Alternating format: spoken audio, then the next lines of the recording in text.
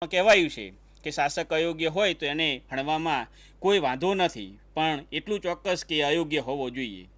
આપણી લાગણીને આપણી માગણી પ્રકારે નહીં, પરંતુ સમગ્રતયા એનું શાસન જો અયોગ્ય લાગતું હોય તો ભલે રાજા હોય પણ રાજાને પણ ક્યાંક પદભ્રષ્ટ કરી શકાય. અને 1688ની રક્તહીન ક્રાંતિમાં થયું છે.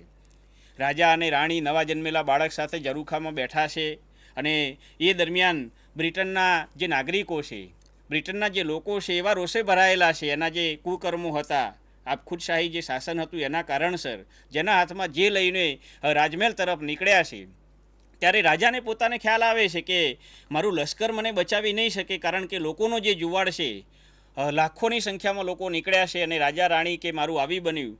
તો એ જ રાજા ઝરૂખાના પાછલા દરવાજેથી પોતાનો પ્રદેશ છોડીને રાજા ભાગી જાય છે, અને લોહીનું એક પણ ટીમ્પુ રેડાયા સિવાય રક્તવિહીન ક્રાંતિ, બ્લડલેસ રિવોલ્યુશન, રાજાનું ભાગી જવું અને વિલિયમ અને મેરીને ફ્રાન્સમાંથી આમંત્રણ આપવું, બ્રિટનમાં એક સ્થિર અને સાચા અર્થમાં મેગ્ના કાર્ટાનો અમલ કરવાની જે બાબત હતી, એનાથી પોતે જ્હોન લોક પ્રભાવિત હતો. અને એ જે ક્રાંતિ થઈ એ પ્રકારે ક્યાંક લોકોની લાગણીઓ અને માગણીઓને અવગણવાનો પ્રયત્ન ન થાય. રાજાશાહી શાસન વ્યવસ્થાની એણે તરફેણ કરી છે, કારણ કે લોકશાહીનું બીજ ત્યારે આપણે નાખી શકીએ કે લોકશાહી શબ્દનો જ ક્યાંક બહુ વિકાસ થઈ શક્યો નહોતો. અને રાજાશાહીને પણ આપણે આજે જે રીતે કમ્પેરેટિવલી ચર્ચા કરીએ ત્યારે રાજાશાહી દૃષ્ટ એવું કહીએ છીએ, પરંતુ ભૂતકાળમાં એવું નહોતું. રાજા એ ઈશ્વરનો અવતાર છે, અને ક્યાંક પ્રજાની સારામાં સારી સેવા કરી હોય એ પ્રકારની ઐતિહાસિક વાતો અને વાસ્તવિકતાઓ આપણી સમક્ષ પડી પણ છે. એટલે એ જે સમયગાળો હતો, એ સમયગાળા દરમિયાન એણે જે પરિસ્થિતિ જોઈ હતી એ રીતે એણે પોતે સામાજિક કરારના સિદ્ધાંતને આપવાનો પ્રયત્ન કરેલો છે. એણે જે કુદરતી અવસ્થા બતાવી છે થોમસ હોબ્સ કરતાં તદ્દન ભિન્ન પ્રકારની છે. થોમસ હોબ્સ એમ કહે છે કે લોકો સ્વાર્થી હતા, મારે તેની તલવાર જેવી પરિસ્થિતિ હતી, અને એના કારણસર ક્યાંક સામાજિક કરારની આવશ્યકતા ઊભી થઈ. એના કરતાં પણ ક્યાંક થોડીક સારી પરિસ્થિતિ બતાવવાનો જ્હોન લોકે પ્રયત્ન કરે છે. જ્હોન લોક કહે છે કે એ સમયગાળા દરમિયાન પણ જીવન જીવવાનો લોકોને હક હતો, રાજ્યના નાગરિકો સ્વતંત્રતા અને સમાનતાનો ઉપભોગ કરી શકતા હતા. તો પ્રશ્ન એવો થાય કે આ બધી પરિસ્થિતિ હતી તો સામાજિક કરારની જરૂરિયાત કેમ પડી? પણ જ્હોન લોક કહે છે કે આ જે કુદરતી કાયદો હતો એ કાયદાના અમલ માટે એક જે કંઈક સર્વોપરી જે શાસકની આવશ્યકતા હતી, એ સર્વોપરી શાસકની જે આવશ્યકતા હતી એ આવશ્યકતા ક્યાંક સારી રીતે પૂર્ણ થઈ શકતી નહોતી. લોકો સારી રીતે જીવન જીવતા હતા, પરંતુ સમયાંતરે બનતા જે પ્રશ્નો હતા એને ક્યાંક શાસક તરફથી સારી રીતે મેનેજ કરી શકાય એવી શાસન વ્યવસ્થાની જે આવશ્યકતા હતી એ થઈ શકી નહોતી, અને એના કારણસર ક્યાંક સામાજિક કરારની આવશ્યકતા ઊભી થઈ. તો આ જે સામાજિક કરાર હતો એમાં થોમસ હોબ્સ કરતાં એણે બહુ જુદી બાબતો, જુદી શરતો મૂકવાનો પ્રયત્ન કરેલો છે. થોમસ હોબ્સની જે બાબત હતી એ નિરંકુશ રાજાશાહીની તરફેણ હતી. આની જે બાબત હતી એ અંકુશિત રાજાશાહી અને ક્યાંક શાસનમાં લોકોની ભાગીદારી, લોકસંમતિ સાથે સંકળાયેલા એના વિચારો હતા. અને એના કારણસર એણે હક્કોના ભોગવટા માટે, રાજ્યના નાગરિકો પોતાના હક્કોનો ઉપભોગ કરી શકે એના માટે ખાસ કરીને અમુક હક્કો જતા કરવા માટેનો કરાર એ એની શરત હતી. બીજી જે બાબત હતી એ કે કરાર ચોક્કસ અને અમુક હેતુ પૂરતો કર્યો હતો. જેમ સમગ્રતયા માણસ કરારમાં જોડાયો છે થોમસ હોબ્સમાં, અને એ કરારમાં જોડાયા પછી એ માણસ છે કે નહીં એની ચિંતા થોમસ હોબ્સે કરી નથી. એ માણસ રહે કે શું થાય એની બાબત એ એણે રાજા પર છોડી દીધી છે, શાસક પર છોડી દીધી છે. અહીં એવું નથી. અહીં કરારમાં રાજ્યનો નાગરિક ભાગીદાર છે, પણ નિયત કરેલા મુદ્દાઓમાં છે. એ નાગરિક તરીકે, એ માનવી તરીકે જીવન જીવી શકે અને માનવી તરીકેનું ધન્ય જીવન જીવી શકે એટલા પ્રકારની જે બાબતો છે એમાં ક્યાંક એ રાજ્ય ડિપેન્ડન્ટ બન્યો છે. બાકીની તમામ બાબતો એણે પોતાના હસ્તક રાખેલી છે. અને ત્રીજી જે બાબત છે કે જે સમગ્ર જે સત્તા છે એ માનવ સમૂહને સોંપવાની વાત કરી છે. કોઈ એક સભ્યને અથવા તો કોઈ જૂથના લોકોને પોતે ઓબી થશે એવું નથી કહ્યું. એટલે આખરે જે પ્રજાકીય સાર્વભૌમત્વનો જે સિદ્ધાંત આપણે કહીએ છીએ કે રાજ્યના તમામ લોકો શાસનમાં ભાગીદાર હોય, એવા શાસનમાં ક્યાંક આ કરાર જ્હોન લોક જોડવાનો પ્રયત્ન કરે છે. એટલે આપણે કહી શકીએ કે થોમસ હોબ્સ કરતાં તદ્દન ભિન્ન પ્રકારની કુદરતી અવસ્થા છે, અને એના કારણસર આપણે એમ કહી શકીએ કે પ્રજાકીય સાર્વભૌમત્વનો જે સિદ્ધાંત છે એનું બીજ નાખવામાં જ્હોન લોકનો જે ફાળો છે એ સાચા અર્થમાં અદ્વિતીય રહેલો છે. બીજી જે બાબત છે કે આમાં બે પ્રકારના કરારોની વાત એણે કરી છે. રાજ્યની રચના માટેનો કરાર અને સરકારની સ્થાપના માટેનો કરાર. કારણ કે થોમસ હોબ્સે જે ભૂલ કરી છે, રાજ્ય અને સરકાર વચ્ચેનો તફાવત પાડ્યો નથી, એનાથી ક્યાંક એ આગળ વધે છે. રાજ્ય એ રાજ્ય છે અને સરકાર એ રાજ્યનો અંગ છે. આ બે બાબતોને ક્યાંક એણે પોતાના કરારમાં સારી રીતે સમજાવવાનો પ્રયત્ન કરેલો છે. કરારની જે શરતો છે એ તદ્દન થોમસ હોબ્સ કરતાં જુદી છે. શાસક છે કરારમાં પક્ષકાર છે, એટલું જ નહીં, સંપૂર્ણ કરાર એ શાસકને પણ સંપૂર્ણ રીતે લાગુ પડે છે. અને બીજી જે બાબત છે કે સરકારની જે સત્તાનો ઉપયોગ છે એ સરકારની સત્તાના ઉપયોગ સામે પણ રાજ્યના નાગરિકો પર કોઈપણ પ્રકારનું નિયંત્રણ ચાલશે નહીં. રાજ્યના નાગરિકો સુખાકારીપૂર્વક જીવન જીવે, પ્રાથમિક સુવિધાઓ મેળવે એટલું નહીં, પરંતુ ધન્ય નાગરિક તરીકેનું જીવન જીવી શકે એ માટેના પ્રયત્નો ક્યાંક જ્હોન લોકે કર્યા હોય એવું એની શરતોમાંથી જોવા મળે છે. અને ત્રીજી જે એણે મહત્ત્વની બાબત મૂકી છે, હમણાં જ આપણે ચર્ચા કરીએ રીતે, એણે કહ્યું છે કે રાઇટ ટુ રિવોલ્ટ એ પ્રજાનો હક છે. જો શાસક અને પદભ્રષ્ટ કરવાની આવશ્યકતા હોય તો એવું કરવાની રાજ્યના નાગરિકને છૂટ છે. અને આ જે બાબતો છે એના કારણસર જ્હોન લોકના વિચારોની કેટલીક ટીકા ટિપ્પણી પણ થઈ છે. જો કે થોમસ હોબ્સના વિચારોની ટિપ્પણી થઈ છે એના કરતાં જ્હોન લોકની ટિપ્પણી સામાન્ય રહી છે. પહેલી જે એની ટીકા થઈ છે એ છે કે જે એણે રાઇટ ટુ રિવોલ્ટની વાત કરી છે એના કારણસર રાજ્યને ક્યાંક અસ્થિર બનાવવાનો એનો અસ્થિર બની શકે એ વિચારને ક્યાંક જ્હોન લોક ભૂલી ગયો છે. કારણ કે આખરે માણસને ટોળાને લગામ હોતી નથી. જો એક ટોળું રેલી કાઢીને નીકળ્યું હોય તો એમાં ભદ્ર માણસ પણ કોઈ સરકારી ઇમારતની બારી પર પથ્થર મારશે અને કાચ તોડશે. કેમ તોડશે, કોણે મારી એ કોઈને ખબર પડવાની નથી. એટલે આખરે જ્યાં ટોળાની બાબત હોય ત્યાં તમે જો આટલું રિફ્લેક્શન અને આટલું બધું રિફ્લેક્શન, રાઇટ ટુ રિવોલ્ટ, તમે ક્રાંતિ કરવાની જો છૂટછાટ આપવાના હોય તો રાજ્ય સામે ક્યાંક સુખ ઊભું કરતાં ક્યાંક વિડંબણા આવી શકે એ વાતનો ક્યાંક જ્હોન લોકે વિચાર કર્યો નથી એવી એક ટીકા થઈ છે. અને છેલ્લી જે બાબત છે ટીકાની એ છે કે જેમ કાનૂની જે બાબત છે એ કાનૂની અધિકારની બાબતમાં જ્હોન લોક બહુ સ્પષ્ટ થઈ શક્યો નથી. રાજ્યના નાગરિકોને સુખાકારી માટે રાજ્યના નાગરિકોને રિવોલ્ટ કરવા સુધીની તક આપે છે, પણ કાનૂની જે ફરજો છે, રાજ્યના કાયદાને રાજ્યના નાગરિકોએ વધારે વફાદાર રહેવું પડશે એ બાબત પર ક્યાંક ભાર મૂકવાનું ચૂકાઈ ગયું છે. હક્કોની વાત કરી છે, રિવોલ્ટની વાત કરી છે, પણ સામે ફરજો ઉપર પ્રમાણમાં એણે ચિંતા કરી છે, પણ જે કક્ષાએ કરવી જોઈએ એ કક્ષાએ ક્યાંક ચિંતા થઈ નથી. આવી પણ એક ટિપ્પણી એની થતી રહી છે. તો સામાજિક કરાર રાજ્યના નાગરિકોએ પોતાના સુખ માટે, ક્યાંક તંદુરસ્ત જીવન જીવવા માટે થોમસ હોબ્સ અને જ્હોન લોક જેવા વિચારકોએ એક વિચાર મૂક્યો છે. અને એ રીતે સામાજિક કરાર દ્વારા રાજ્યના નાગરિકો એક સુખાકારીપૂર્ણ જીવન જીવવા માટેનો પ્રયત્ન કરી રહ્યા છે. વિચાર ભિન્નતા હોઈ શકે, અંકુશિત રાજાશાહીની વાત હોય કે ક્યાંક પ્રતિબંધિત રાજાશાહીની બાબત હોય, અને આ જે બંને વિચારકોએ જે વાત રજૂ કરી છે એમાંથી આખરે તો ક્યાંક રાજ્યના નાગરિકોને વધુ તંદુરસ્તીપૂર્વકના જીવન જીવવા માટેની એણે ક્યાંક બહુ વિગતે વાત કરી છે. તો થોમસ હોબ્સ અને જ્હોન લોક વિશેની વાત આપણે અહીં અટકાવીને હવે જીન જેક્સ રૂસો વિશે મારી સાથે સ્ટુડિયોમાં ઉપલબ્ધ છે કમલેશભાઈ સાહેબ, એ આપને રજૂઆત કરશે. નમસ્કાર વિદ્યાર્થી મિત્રો, આપનું હાર્દિક સ્વાગત છે. Good morning everybody.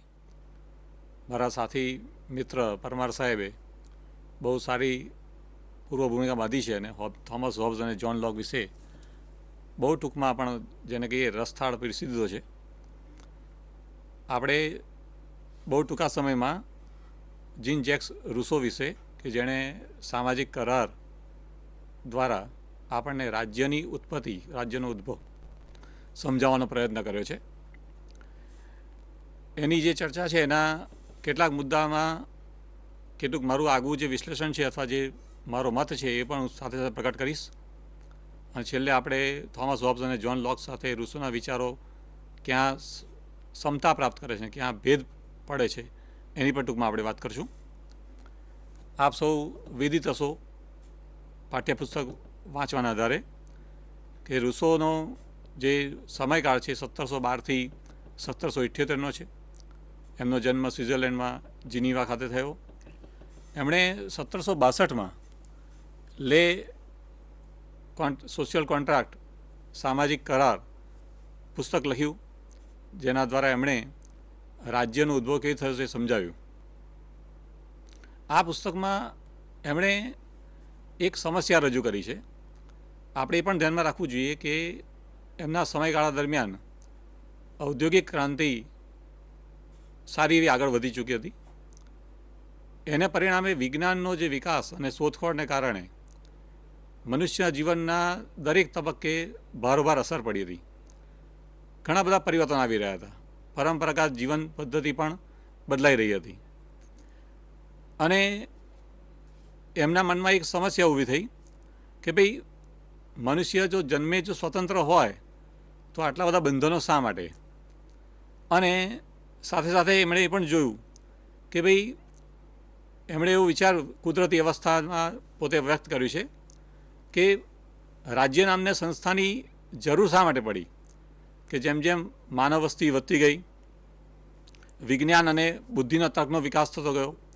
આ જે બીજો મુદ્દો એમણે જે લીધો છે બુદ્ધિ તર્કનો વિકાસ, એ એમણે તત્કાલીન સમયમાં અને આજે પણ આપણે જોઈએ છીએ કે વિજ્ઞાનનો જબરજસ્ત વિકાસ થવાને કારણે બુદ્ધિ પ્રધાન સમાજની વ્યાપકતા વધતી જાય છે. એમણે એ પણ કહ્યું કે ભાઈ મારા તારાની ભાવના મનુષ્યમાં જન્મી મિલકતના ખ્યાલને કારણે.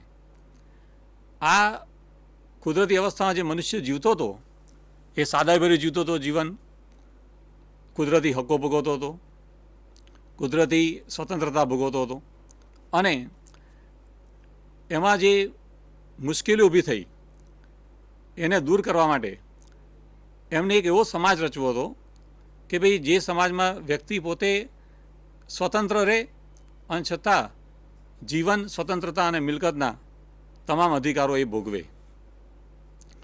અહીં એક બીજી વાત કરું કે રાજ્યનો જે ઉદ્ભવ છે, બધા સિદ્ધાંતો આપણે વાંચીએ સમજીએ પણ આપણે આપણું મન કે બુદ્ધિ કોઈ એક સિદ્ધાંત પર ઠરે નહીં. દરેકમાં મતાંતર રહે. આ ત્રણેય ચિંતકો અને અન્ય જે સિદ્ધાંતો આપનાર છે એ લેખકોના અભ્યાસ કરતી વખત આપણે એક મુખ્ય વાત તો એ ધ્યાનમાં રાખવી જોઈએ કે આ રાજ્ય નામની સંસ્થા છે એ મૂળ તો મનુષ્ય જ બનાવી છે, આપણે જ બનાવી છે. એવું પણ બને કે સમાજમાં મનુષ્યના જુદા જુદા જૂથોની અંદર જુદી જુદી એક પ્રક્રિયા ઊભી થઈ હશે વ્યવસ્થાની, કારણ કે આખરે મનુષ્ય વ્યવસ્થા પ્રિય પ્રાણી છે અને એ વ્યવસ્થાને જાળવવા માટે પોતાની બેઝિક નીડ, પ્રાથમિક જરૂરિયાતો પૂરી કરવા માટે એણે કોઈને કોઈ ચીલો ચાતર્યો અને એ ચીલો જે ચાતર્યો એમાં એણે જુદી જુદી સંસ્થાના બીજ રોપ્યા. અહીંયા રૂસો પણ કહે છે કે સાદગીભર્યું કુદરતી અવસ્થામાં કુદરતી હક્કોવાળું મનુષ્ય જીવન જીવતો હતો પણ ધીરે ધીરે એનામાં મિલકતની ભાવના પેદા થઈ, મારા તારાની ભાવના પેદા થઈ. સાથે સાથે બુદ્ધિ વિજ્ઞાનનો વિકાસ થયો અને એને પરિણામે અનેક પ્રકારની મુશ્કેલીઓ સર્જાઈ. આ મુશ્કેલીને નિર્મૂળ કરવા માટે એક જે કન્સેપ્ટ રજૂ કરે છે સામાન્ય ઈચ્છાનો કે ભાઈ એવું તે શું બન્યું કે જેને કારણે સામાજિક કરાર કરવાની જરૂર પડી. આપણે આ સામાજિક કરારના વાત કરીએ તો આપણે અહીંયા જેમ સાહેબે કહ્યું એમ થોમસ હોબ્સ સામાજિક કરાર કરે છે પણ એમાં શાસકને અલિપ્ત રાખે છે, પક્ષકાર બનાવતો નથી. જ્હોન લોક પક્ષકાર બનાવે છે અને સરકારનો વખત યોગ્ય લાગે તો વિરોધ કરવાનો, સરકાર બદલવાનો અધિકાર પ્રજા પાસે રાખે છે. અહીંયા રૂસો સામાજિક કરાર જે બતાવે છે એ સામાજિક કરાર ખરેખર તો વ્યક્તિ પોતાની સાથે જ કરે છે. એક ગ્રાફ દ્વારા સમજાવી શકાય આપણને કે વ્યક્તિનું વ્યક્તિગત રૂપ અને સામૂહિક રૂપ. ઘણીવાર મારા વર્ગખંડમાં વિદ્યાર્થીઓ પ્રશ્ન કરે છે કે સાહેબ આ વ્યક્તિગત રૂપ અને સામૂહિક રૂપ એવું કહે છે રૂસો, તો એ કઈ રીતે? તો આપણે બહુ સ્વાભાવિક સહજ રીતે આપણે જો આપણે ચિંતન કરીએ તો વિચારી શકીએ કે દરેક વ્યક્તિ પોતે જન્મે એક સ્વતંત્ર છે, એક સ્વતંત્ર એકમ છે, પણ એ જંગલમાં રહેતો નથી અને એકલો અટૂલો નથી. એણે સમાજ બન્યો છે, બનાવ્યો છે, એમાં રહેવું પડે છે. દાખલા તરીકે હું છું તો હું એક વ્યક્તિ છું. અત્યારે હું તમારી પાસે અધ્યાપક તરીકે છું. મારા પુત્ર સામે હું પિતા તરીકે હોઉં, મારી પત્ની સામે હું પતિ તરીકે હોઉં, પરમાર સાહેબ હું મિત્ર તરીકે હોઉં. આપણા ઘણા આયામો છે.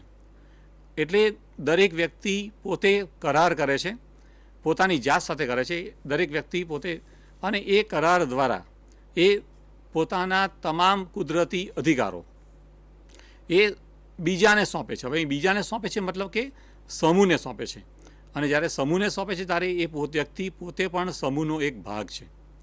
એટલે રૂસો અહીંયા જે સામાજિક કરાર કરે છે એ એક વ્યક્તિ કે અમુક વ્યક્તિ સાથે નહીં, તમામ વ્યક્તિઓ સાથે એ કરાર કરે છે એવું એ જણાવે છે.